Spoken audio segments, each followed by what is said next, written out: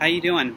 I wanted to discuss something from your first chapter, which are the sociological paradigms. Sociological paradigms are ways to examine society, and in general, there's three. I'm only going to go over three, but there's more, right? So, admittedly, I'm not including feminism, for example, which is definitely um, one of the paradigms. But I'm choosing the three that are the most common to um, textbooks for now, right? So they are functionalism, conflict theory, and symbolic interaction. So let's start with functionalism, right? It comes from the very beginnings of sociology, right? All around this idea where it was very heavily influenced by biology, Darwinism, not just him, but anyway. So it was this idea that just like in the body, all the organs contribute to make the body work. Different parts of society, like healthcare or education, um, the justice system, they all contribute to make society function, right? And so everything has a function. If you were to look at families, right, a functionalist would look at it and say, well, it's for rearing children, right? It's to raise the children and passing on our values, and it's somebody to inherit our wealth. Or if you look at crime, does a criminal have a function? Well, yes, right.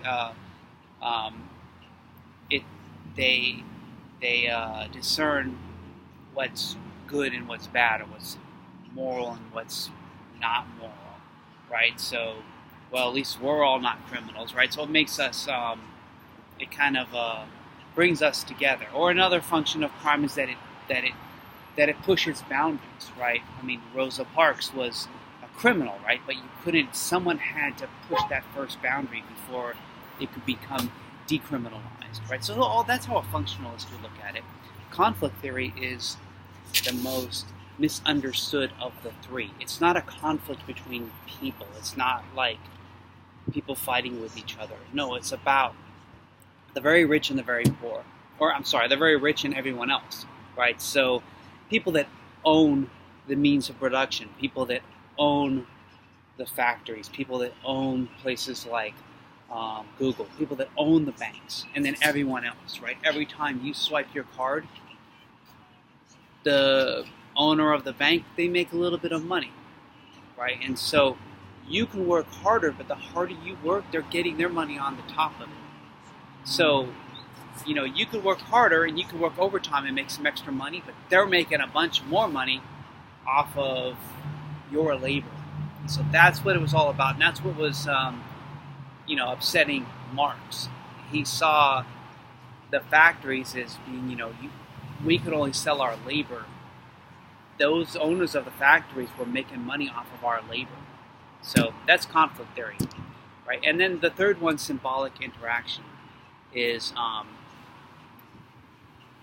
it's a micro level sociology. So it's all about people, interaction between people, and you have to be able to see the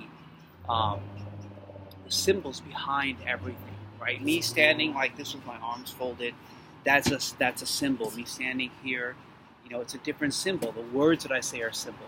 Take the words, can I help you? Right? Can I help you could really mean, can I help you? But can I help you for someone else could mean, what are you doing here? You're not supposed to be here. Or I don't think you're going to buy something, so I'm just challenging you right now. Right? So they're words, right? But it's a symbol. Right? And then look at social media. We had to come up with emojis because we couldn't, we were failing at this idea of just putting words down and sending it off to each other because we couldn't understand what was behind it. So anyway, that's a brief introduction to the three main paradigms.